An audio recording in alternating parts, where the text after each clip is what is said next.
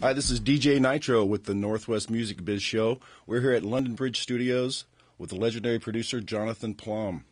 We're here to ask him a few questions and give you some insight on what happens here at the studio and maybe some funny stories from Jonathan. If you could, maybe tell us a little bit about the history of London Bridge Studio. Sure, yeah. So the London Bridge was built in 1985. So is that 40 years, right? It's 40. Oh, it's almost 40 years old.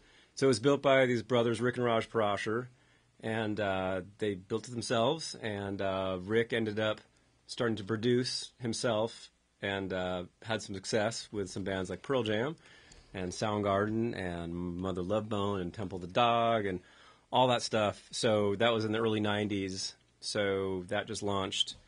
Really, the whole city, became sort of a focal point of the music industry, and London Bridge is right in the center of that. Yep. So that's how this place got started. One of the places that put Seattle on the map, for sure. Yeah, totally. And, the room behind us just has this legendary sound. There's the brick and the hardwood floor. It's a big room, and it was designed really, really well by people that knew what they were doing. Awesome. And, when you hear these recordings, it comes across an intentional sound. And then they were smart enough to buy this amazing mixing board behind us, which is the Neve 8048. It's built in 1972. We can talk more about that later. Okay. But let's see, we were talking about. So how did you get started, and with recording and being hooked up with so I kind of was like right time, right place. I'd heard there was an internship opening at London Bridge, and I was at another studio.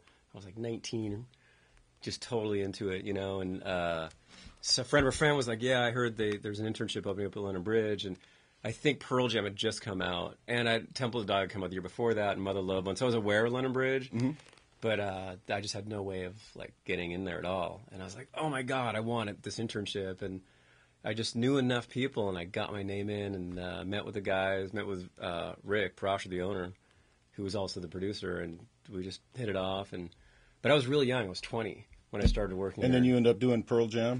Well, yeah, I mean, I was like, it was crazy because it was that time, like the Seattle thing had taken off at that point. So I was a little young, like I was sneaking in 16, 17 to see Soundgarden, when, a lot of the older friends, they were part of the scene, and I was kind of like the young brother, Yeah, sneaking in with them. Yeah, exactly. So I ended up getting the internship here and then started working. I was basically the house guy. And it was basically me and Rick Parashar. There's no one else. It was just the two of us. I'm here. All of a sudden, I'm working. Okay, I'm here every day. What are we doing? I'm looking at the calendar, and it's like, March, Alice in Chains striked out for 2 weeks coming up. Like, okay, I guess I'm working with Alice in Chains. So Alice in Chains coming for 2 weeks, and Rick was the kind of guy that he was very organized. He'd work for 8 hours, and he'd leave, and he'd be like, all right, Plum, so you stay as late as these guys want to stay and do whatever they want to do. It's like, fuck, okay. So now it's like, 4 a.m. with Jerry and Sean, and we're listening to takes, and it was like, but, I was 20 years old. It was a dream come true, I had been listening to that Facelift record for 3 years at that point or something. 10 million albums later, you think you did a pretty good job, maybe, huh? Well, I mean, I was just learning. I didn't really, at that point, I didn't really know what a producer did. So to get to watch Rick Parashar, and then I started working with these other guys like Don Gilmore and Kelly Gray, and these other pros that were doing it. And yeah, absolutely. I learned a lot from those guys. So real quick, what was crazy for me was that first 2-3 years that I was here, it was like, every other week or every other month, it was like another band, like Blind Melon or Candlebox. And I quickly learned how to do this shit. Like, oh, you just put these microphones up here and you just tell them, nah, just do that take again. And it seemed really easy to me. And so I was like, this is great. You just do all this and you make hit records. I get paid for doing this? Yeah, it was easy and fun. And for like this time period, everything we did was huge. Yes, that's right. It was phenomenal. And then, around 95 or so, I think Bush came out, and that just like turned the whole industry to like this pretty boy thing. And suddenly the records we were doing, Sorry, Bush.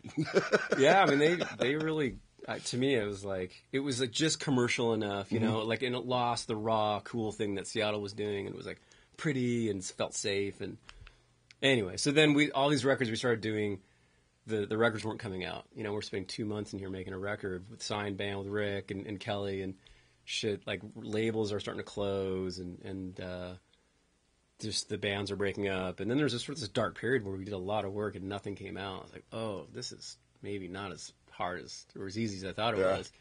you know. And then the industry's just fucking gone to shit way general, further than that. yeah. Yeah. Yeah, there was a definite boom there from Seattle back in the day. That's pretty awesome. Yeah. That you were involved in. You're involved in so many bands. What were some of your favorite bands that you did from back then, or ever? Yeah. Well, let's see. I mean, I became really good friends with the Candlebox guys. Those guys just treated me so well, and they like took me in and they gave me a production credit on their first record because they recognized I got creative with their music. And I was the house engineer for the first Candlebox record. I would show up at 10 in the morning, clean the toilets, you know, come vacuum the floor and come in, and then I started like helping arrange some songs, and they were so cool. They recognized that and they gave me a credit for it, and it was super cool. Not every band, you know, recognizes that kind of stuff. Wow. So we became good friends. On the second record, I actually got like some residuals and stuff like that. And, so they were fun. You know, all those guys were cool. Like the Pearl Jam stuff. I was really young, and they were going through such a intense moment. Like it was all kind of weird. Yeah. But like Mike McCready was like, he was just a sweetheart and down to earth. Did you have any formal audio training or anything to get you into the internship? Yeah. So I mean, back then. There was the home studio kind of didn't exist unless you had some decent money, and I had my folks were smart enough to get me a cassette 4-track was what they had, the technology at the time. So from like 13 to 16, I just sat in my bedroom with a 4-track, and I just learned. I totally self-taught, like had one book and just taught basically everything I knew myself. Awesome. And then worked my way up to other studios. But by the time I got to London Bridge, I was kind of green in the production side of things. Like I just had never seen it done before, but I knew the technical side I knew pretty well. I went to Shoreline Community College for a year and a half in their audio program, but I was already working here while I was going to school, and eventually I dropped out because it was like I'm busting my ass at school in the morning, coming here recording Pearl Jam. It's like, I think I got it. You mentioned Candlebox. Have you had any other, produce add on to their songs or change arrangements and that kind of thing, or anything that stands out? My involvement with bands? Mm-hmm. I mean, not so much in the early... Well, it's tough to say. I mean, when you're in the studio, you know, who's ever in the room and has a voice is affecting things. Yeah. And like my relationship with this guy, Rick Prosher, we became partners in a way, and so he would listen to me, and my voice might get onto the band, or sometimes he would just allow me to talk right to the bands. So that was my, amazing time for me, where I was involved in all these projects, and to some degree, I was definitely affecting the music. Awesome. Like little side story on the Blind Melon record, the No Rain song, that's me snapping the intro and the outro, because Rick and the drummer, Rick wasn't able to snap for some reason. He had jewelry on or something. He's like, Plump, go out there and snap. So that's my snaps. Awesome. No Rain. Have you had any funny story? Do you have any funny stories or any shenanigans you can tell us, maybe without naming names, or if you want to name names? I was thinking about that. Now I'm glad you asked me some of these questions earlier, because I had just a second. So there's a vocal booth back over there that I don't know if you can see, probably not, but usually it's all glass mirrors, or the studio's filled with glass. You can see the line of sight is really good. I've had a handful of singers sing naked in the vocal booth. And those types of people just, I guess, don't care who's around, because the window's open right up to the lounge. And so there'll be people mingling around in the lounge, sometimes strangers, and here's dudes singing nude in the vocal singing booth. in the shower, huh? Yeah. Sweaty Nipples. They were very nude-oriented Oh, yeah. in the studio for some reason. I saw Sweaty Nipples back in the day, and Oh, what a man. fun band that was. But one of my favorite Sweaty stories happened here in this room. There's like 6 of them, and they're all big guys, and they're just so loud and whatever. And they're just kind of punk rock stuff. And so Kelly Gray, I was with Kelly Gray at the time, and we were mixing in here or something. And they'd all come in moshing, the 6 of them, and they'd come up here, and then one guy would jump on the couch and stage dive onto the other 5. And then they'd carry him out like he was like crowd surfing, and then they'd carry him out. This was just between the 6 of them. So they'd like come in, do this whole thing, and then come out again. Wow. Like a little virtual mobile stage mosh pit. Musicians that want to come in here, do you have any advice for bands before they come to the studio? Any pre-preparation things they should, some gotcha stuff that they need to look out for? Sure. Look at bands like Mechanism. Watch what they're doing, because they show up super prepared. Awesome. Yeah. I mean, I think we know who Mechanism is.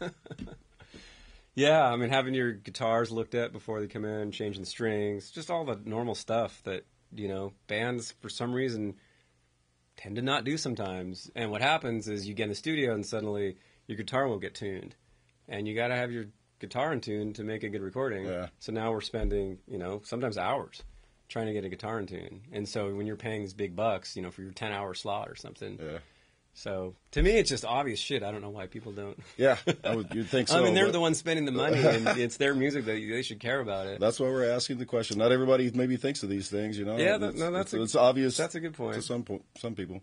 Another thing that maybe, just some bands get it and some bands don't. But having these tough communication things thought out beforehand, like if there's questions about parts of a song, like sometimes bands will not be sure of what they want in the studio. And, if they can get that stuff sorted out before they come in, so everyone knows what they want, they know what they want to do, that saves a lot of time as well. Awesome. Can you tell us about some of the recent artists you've had in here and what's going on with London Bridge and Sure. Well, I mean, the One Take thing, Seattle One Take, Mama Lynn Management, right? Yeah, if you could explain that's that. That's a great example. I had heard of it, but I didn't know what it was. If you could maybe explain that a little bit. Sure, yeah. So he's booking one day, a 10-hour slot, bringing 4 bands in, and each band gets 2 hours to play, one take, and the idea is to do the one take live. And, basically they have 2 hours to get their best take down and break it down, put up the next band, and Mechanism was a part of that band, and Window Pane, and Amadon, and tell me the name of the... Witchburn, and Rainstone, Clover Jane. Just a ton of great bands. And that's a great situation where you see when a band has their shit together, what they can do live in the studio can be amazing. It's really awesome. Cool. I should mention too, London Bridge. This last year we started a record label called London Tone Music, where awesome. We got a couple partners and we're signing singles rather than this sort of like the new industries. We're not signing whole bands. We're signing just a single song. And this last year we did a campaign where we signed and produced and released a song a week for a year. And we called it 5252. How's that going? Well, it's done. Actually, we just sold it at the Triple Door on Thursday with our little showcase party. But it's been good. It's been a lot of work. And you guys should check that out. London Tone, 5252. What else is happening? Oh, and the Neve board. Right. So the vintage Neve, it's an 8048, and it's British. It's 1972 it was built, designed in the late 60s. Totally integral part of London Bridge in that it has a very specific sound to it, and it's not something that you can replicate. And it's very expensive to maintain.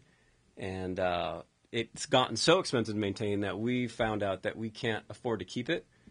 At least projecting out another like 4 or 5 years, it's going to become difficult for us to hang on to it. So we've launched a campaign to raise money to refurbish it so we don't have to expend the expensive maintenance costs that we are spending on right now. So if you're interested, on the back, maybe you can show this in the video, on the back side there's a plaque where you can buy a slot to put your name or your band or whatever you want to put, and that money goes right to getting this thing refurbished. So it can stay here and keep making the great records that we make here. Cool. Yeah. So a band wants to come in here. What are your rates, and how does it break down hourly or by project, that kind of thing? Yeah, so it's $10,000 an hour, and you guys are like, look at me so seriously. I know. I kind of bid on that one. I'm pretty naive when it comes to stuff like that. That's why I'm not our treasurer. Like I wish, man. I'm not going to name rates, but we're competitive, and I'd say we intentionally keep our rates so that local bands can afford us. I mean, you think about if you got 5 guys in your band, everyone can pony up $100. You're going to get in the door. Yeah. So it's like, if you're serious about your music and you want a good recording, you can get in here. Awesome. Yeah. And what's your availability? Say if I wanted to book my band in here, how many months or weeks advance notice? It all depends. Weekends tend to go quicker, but yeah, we're available. We're here. Awesome. Yeah. All right. Sorry, I got to read a couple questions here real quick. Okay. What's the best way to get a hold of you if somebody wants to book time in the studio? Just website. That is Google London Bridge Studio. Yeah. LondonBridgeStudio.com. Or email info@LondonBridgeStudio. Yeah. Okay. Awesome. And anything that we didn't get a chance to cover, maybe you want to talk about, or Let's see. I don't know. I'm super excited for what you guys are doing here, and I'm super happy to be a part of it. We're honored to have you on the show. Yeah. The Northwest Music Biz Show, we're really honored to have you as one of our guests. Even though virtual, this is awesome that you let us come in the studio and make the video and everything. Awesome, guys. Well, thanks for supporting us as well. Thank you so much. Jonathan Plum, legendary producer, London Bridge Studios. Did we...